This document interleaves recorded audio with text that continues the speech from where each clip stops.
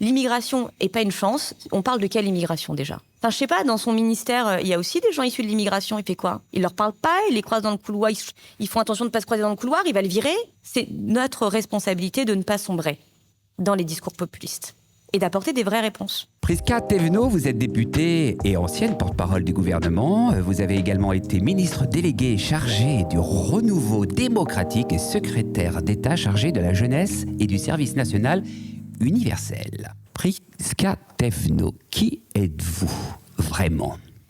Qui je suis vraiment? Je suis la maman de Paul et Basile. On dit que c'est souvent bizarre pour une femme de se définir par rapport à d'autres. Ben moi, j'assume de me définir par rapport à mes enfants, qui sont ma plus grande fierté, ma plus grande réussite. C'est ça, en fait, qui me rappelle que pourquoi je fais tout ça, pour qui je le fais, et qui me permet de relativiser aussi beaucoup de choses. Vous êtes une maman plutôt stricte ou bienveillante, Prisca? Ben moi, j'aimerais dire bienveillante, mais eux diraient, et il faut les écouter, que je suis stricte. Je suis un peu la reine-mère des règles, mais je pense que c'est important. Et pourquoi justement c'est important que de respecter ces règles? Il faut donner des repères. En fait, mes enfants sont mes enfants, ils sont dans mon cocon familial en ce moment, mais je les prépare à devenir des petits citoyens. Et donc, je pense qu'il est important qu'ils comprennent que quand on vit dans une communauté familiale, puis nationale, on respecte des règles et c'est comme ça que je pense qu'on est épanoui. Prisca, quel effet ça fait de devenir maman? Ah, c'est génial. Lorsqu'on donne la vie pour la première fois. Alors là, je vous dis aujourd'hui que c'est génial. Mais en vrai, avec mon premier bébé, parce que j'en ai deux, Paul et Basile, 10 ans et 8 ans, Paul le plus grand, c'est pas ce que je me suis dit pour Paul. J'étais censée avoir des difficultés à avoir des enfants, donc quand je suis tombée enceinte, ça devait être la merveille, etc. Ce qui a été le cas. J'ai vécu une grossesse merveilleuse où j'ai pris plus de 15 kilos. Je peux vous dire que j'ai bien profité. Et puis en fait, quand j'ai eu mon bébé dans les bras, et j'ai pas du tout eu le côté du « Ouah, c'est génial, c'est trop bien, je l'aime d'amour, c'est incroyable ». Pas du tout. J'ai même été j'ai dit à mon mari prends-le. Le premier bain, j'ai pas voulu le faire. En fait, j'ai fait une dépression postpartum qui a duré 2 ans. Donc je le dis aujourd'hui en rigolant, en souriant. C'est pas forcément évident, on en parle très peu parce que c'est tabou. Parce qu'en fait, on veut avoir la vision dans les séries télévisées de la maman qui sort de la maternité, c'est trop bien, avec les fleurs qui tombent partout et tout ça. Mais non, la vérité, c'est que souvent, ça se passe pas très bien. Et donc, je préfère en parler aujourd'hui. J'en parle avec du sourire parce que j'en suis revenue. Mais j'en parle parce qu'il faut qu'on puisse en parler. De dire que c'est pas évident, on n'a pas les codes, on n'a pas de mode d'emploi quand le truc il arrive là, le petit bébé qui pleure, on sait pas ce qu'il a, etc. Et puis dire que c'est normal de pas aller bien. Mais il faut le dire.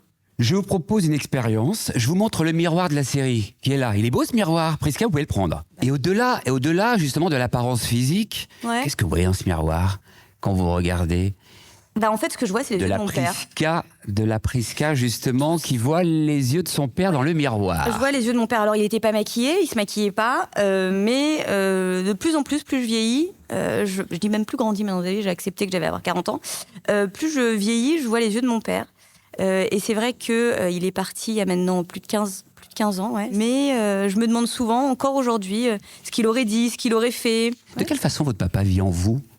Tous les jours. Et puis alors moi, j'ai sur un plan cette gêne sur la mort. Précis, oui. Parce que après, je suis aussi peut-être, je sais pas, parce que je suis binationale. Je suis française et je suis aussi mauricienne. Et à l'île Maurice, on parle. On peut parler des gens qui nous ont quittés, mais qui sont encore toujours présents. Et c'est parce qu'on en parle qu'ils sont encore toujours présents. Et donc nous, on fait pas vivre les morts, mais on en parle encore. C'est pas présent tout le temps, mais c'est pas non plus quelque chose quand on va en parler qui va nous nous larmoyer, pleurer, déprimer. C'est toujours joyeux. Et la mort fait partie de la vie. Oui, et puis il n'y a rien de choquant en fait. Absolument. Et je pense mais en fait je le fais aussi parce que moi, mon père ne m'a pas préparé à sa disparition. Donc il vous arrive parfois de pleurer en pensant à votre papa? Oui, il m'arrive de moins en moins, mais il m'arrive par contre de me dire « Putain, ça fait un moment que j'ai pas pensé à lui ». Par exemple, avant, j'avais un téléphone où il y avait son dernier message vocal, etc. Et un jour, j'ai pas fait attention, j'ai changé de téléphone et le message est parti. Et là, c'était un drame absolu pendant la journée. Après, je me suis dit, mais tu rigoles ou quoi? En fait, c'est pas parce qu'on a une photo ou un vocal ou, j'en sais rien, un autre gris-gris, qu'on oublie. C'est les souvenirs, c'est les expériences. Et quand on a eu la chance de pouvoir en vivre, ce qui n'est pas donné à tout le monde, on chérit ces moments-là et puis on les fait vivre. Quel est l'héritage qu'il vous reste de votre père aujourd'hui? Et il me disait 2 trucs. Endors-toi chaque jour en faisant en sorte de ne pas avoir de regrets. Et ensuite, c'est le seul héritage qu'on ne pourra jamais t'enlever, qu'on va te laisser, c'est l'éducation.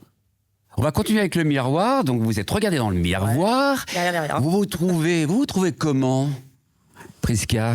Je m'aime bien. S'il y a 15 ans, vous m'aviez posé la question, j'aurais dit non, je veux refaire mon nez, j'ai ceci, j'ai cela. C'est vos petits complexes, le nez? Ouais, non, ça l'était, ça l'est plus. Alors, Ça l'a été. quel est l'autre complexe d'aujourd'hui? Nous en faut un. Mes dents. Ah bon? Ouais, j'ai les canines qui ressortent vachement. Ah. Mais ça, je le vois encore maintenant quand je suis à la télé et tout. Et du coup, c'est pour ça que souvent, je souris pas. Et on me dit, mais t'as l'air méchante. Mais en fait, non, c'est que je souris pas parce que je veux pas qu'on voit mes dents. Vous nous parliez de vos origines mauriciennes, dont vous êtes très fiers, et ô combien vous avez raison. Effectivement, ce sont des valeurs formidables. Oui. Absolument. Eh bien, justement, parlez-nous de ces valeurs. Quelles sont-elles? Tout simplement, je vous disais l'école tout à l'heure. Au-delà de l'école, il y a la famille. Je suis très attachée à l'enjeu de la place des familles dans notre pays et de manière générale pour chacun. Je dis pas la famille papa, maman, enfant. C'est pas ce que je dis. La famille, c'est les gens avec qui on est bien, les gens avec qui on a envie de construire des choses, les gens qui peuvent de temps en temps changer, parce qu'on fait un bout de chemin avec des personnes et puis on en fait avec d'autres. Tous les modèles de famille en fait. Et je pense qu'on n'en parle pas assez, alors que c'est quand même une fierté de la France. On est un modèle sociétal construit autour de la famille. On a parlé de papa. Et maman, alors? Maman, heureusement, j'ai la chance, j'en parle moins parce qu'elle est là, mais je la vois plus. Joyeuse, marrante, toujours en train de faire plein de trucs, grand-mère incroyable, maman exigeante. Je sais qu'elle regarde toujours mes passages médias.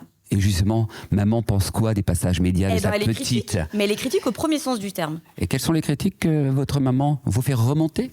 Là, typiquement, elle peut me dire, t'as pas dit bonjour quand t'es rentrée sur le plateau. Non, mais c'est important. Le présentateur ou le journaliste t'a dit bonjour Madame Thévenot et puis toi, t'as souri. En fait, non.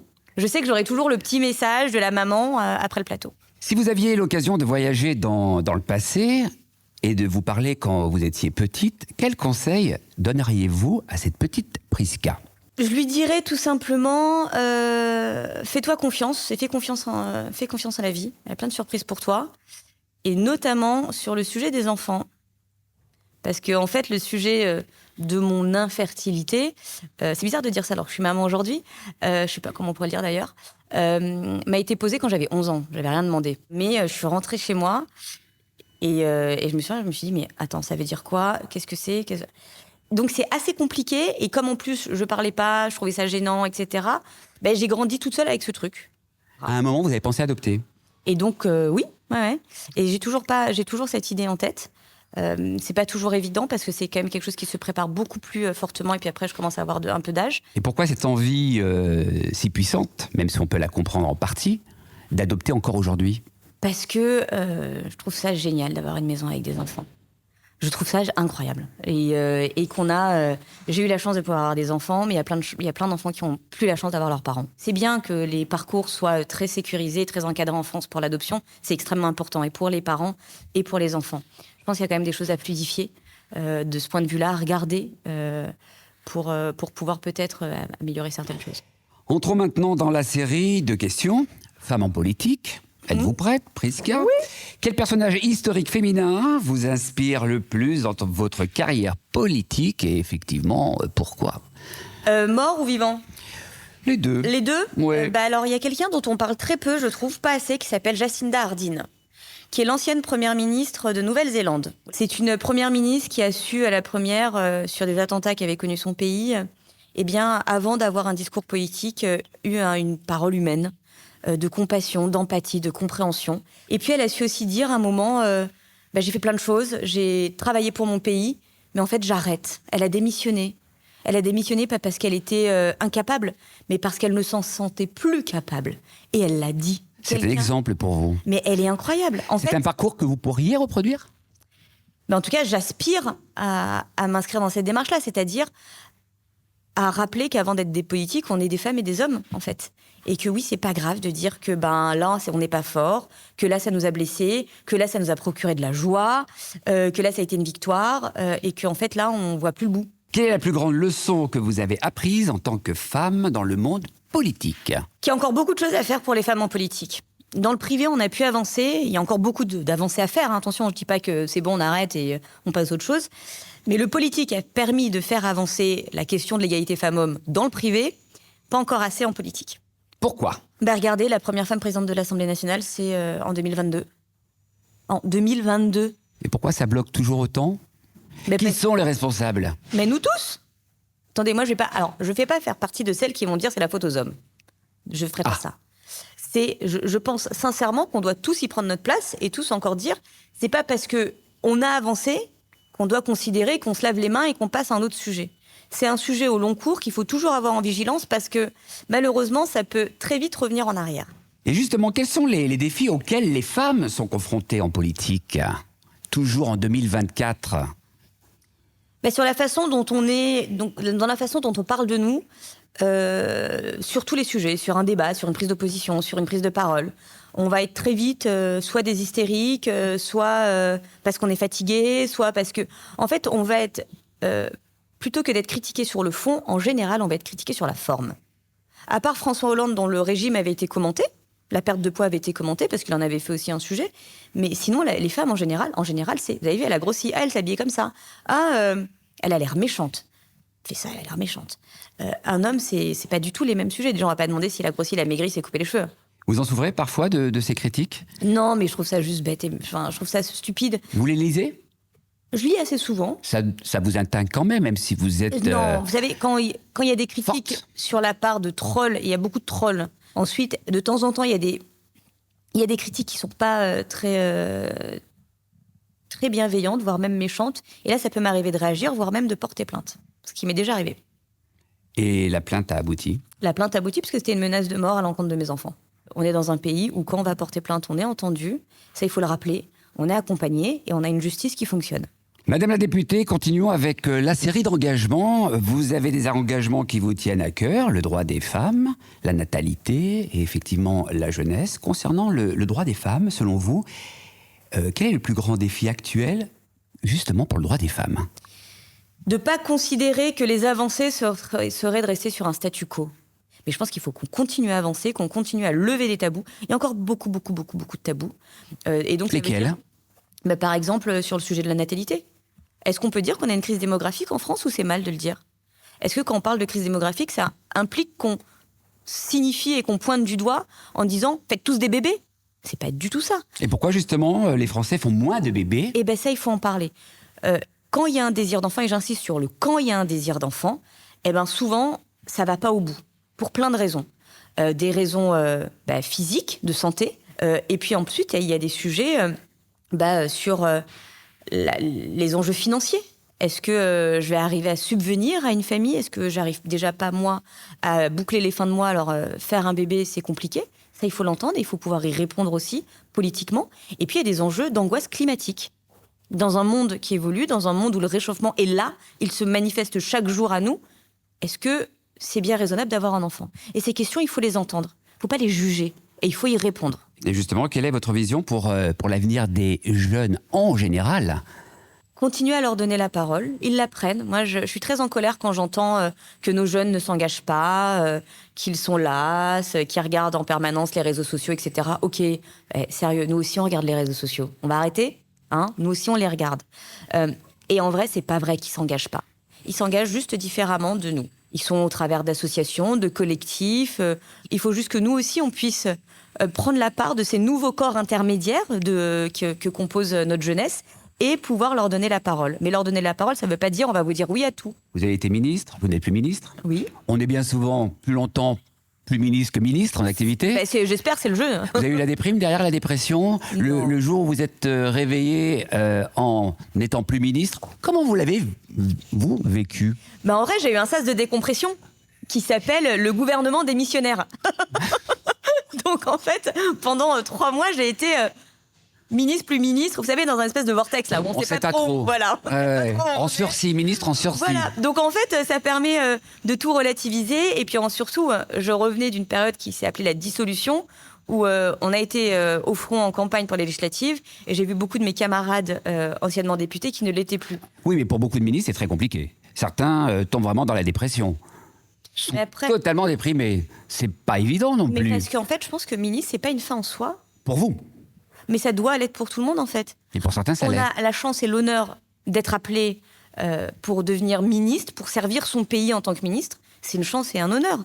Mais pardon, dès l'instant où on sait qu'on est nommé, l'étape d'après, c'est de ne plus être nommé. Et donc, dans ce laps de temps qui peut s'arrêter tous les jours, et pardon, en ce moment, ça va quand même assez vite, on le sait très vite, le plus important, c'est de dire, endors-toi, ma fille, en faisant en sorte de ne pas avoir de regrets. Et justement, avez-vous des regrets? Et surtout, pouvez-vous répondre à cette question, puisqu'on se dit tout, parmi toutes les attaques que vous avez subies en tant que ministre, lesquelles vous ont le plus contrarié, affecté, blessé? Celle qui m'a le plus contrariée, affectée, blessée, c'est marrant, j'en ai jamais encore parlé, c'est quand mon ancienne direction de cabinet, quand j'étais au porte-parole là, a trouvé bon et malin de monter une petite rébellion en interne parce que je ne faisais pas exactement ce qu'ils voulaient et qu'ils avaient déjà fait ça avec 2 ministres avant moi et qu'ils se sont dit, celle-là, mince, c'est une dure à cuire, donc on va lui faire payer et très cher. Donc d'être accusé de harcèlement dans les médias sans avoir son mot à dire et de façon extrêmement diffamatoire, c'est très dur, sachant que j'étais à ce moment-là porte-parole et que je ne voulais pas en parler parce que j'étais porte-parole et que ma parole ne servait pas pour moi, mais pour un gouvernement. Demain, Prisca, on vous propose de nouveau un portefeuille. Quelle serait votre réponse? Ce serait un grand oui ou je vais réfléchir? Avec qui autour de la table? Avec quels collègues? Vous savez, une équipe gouvernementale, c'est bien évidemment un leader, un chef. Typiquement, bon, j'aurais pas été appelée, on va dire la vérité, mais typiquement avec Michel Barnier, j'ai tout de suite su qu'il y aurait eu un Bruno Retailleau autour de la table, ou une Madame Garnier. Je dis pas que je les combats, parce qu'on a quand même des idées en commun, mais on a quand même aussi des valeurs en opposition. Je ne dirai jamais que l'immigration n'est pas une chance pour le pays. Enfin, je vais pas me cracher dessus quand même. Donc là, non, je m'assois pas autour de la table avec des personnes dont certains sujets, pour moi, sont extrêmement rédhibitoires. Prisca, c'est une chance, l'immigration, pour le pays? Vous m'avez bien regardé, vous m'avez bien entendu depuis le début. Vous savez, cette phrase, elle fait mal sur tout. Elle fait mal sur le fond et sur la forme. Sur la forme d'abord. Quand on est en politique et qu'on veut faire parler de soi, effectivement, on fait de la petite phrase punch qui sert à rien et qui fait mal. C'est le cas. L'immigration n'est pas une chance. On parle de quelle immigration déjà? Des gens qui arrivent maintenant ou des gens qui sont là depuis 3 générations? De qui parle-t-on? La généralité n'est jamais bonne. Elle fait surtout très très mal.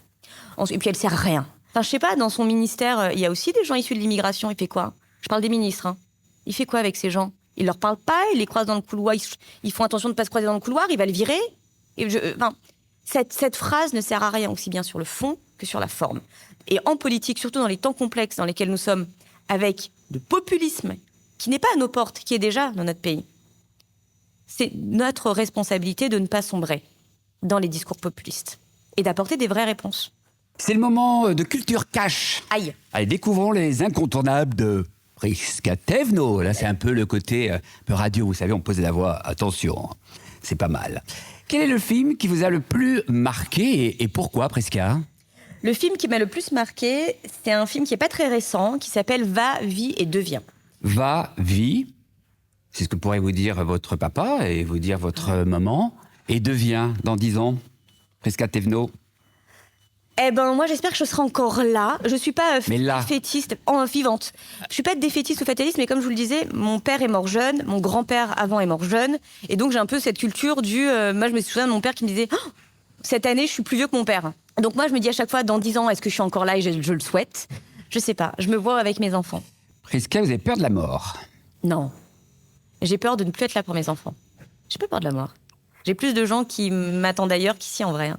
Pour conclure ce moment de partage, Prisca Thévenot, quel message souhaitez-vous adresser à toutes celles et tous ceux qui nous regardent? Les yeux dans les yeux, avec l'objectif. Eh bien, les yeux dans l'objectif, plutôt. J'espère que vous avez passé un bon moment. J'espère qu'on a pu échanger ensemble, même si vous m'avez beaucoup plus écouté que je ne l'ai fait vis-à-vis de vous. Et puis surtout, vous dire que je pense qu'il est important qu'on reprenne le goût de se dire bonjour, d'attendre la réponse à le comment ça va, d'attendre vraiment savoir si ça va en face. Et si ça va pas, du coup, prendre le temps de savoir pourquoi ça va pas. Et puis, tout simplement se faire confiance. On est dans un des plus beaux pays du monde. On a plein de sujets à relever ensemble, plein de défis à accomplir. Mais je pense que s'il y a un pays au monde qui est capable de les relever, et désolé de faire un peu de cocorico et de patriotisme, c'est bien nous. Donc faisons-nous confiance et allons de l'avant. Merci infiniment, Prisca Thévenot, pour ce moment. Prenez bien soin de vous et vive la vie. Merci à vous aussi. Bonne journée.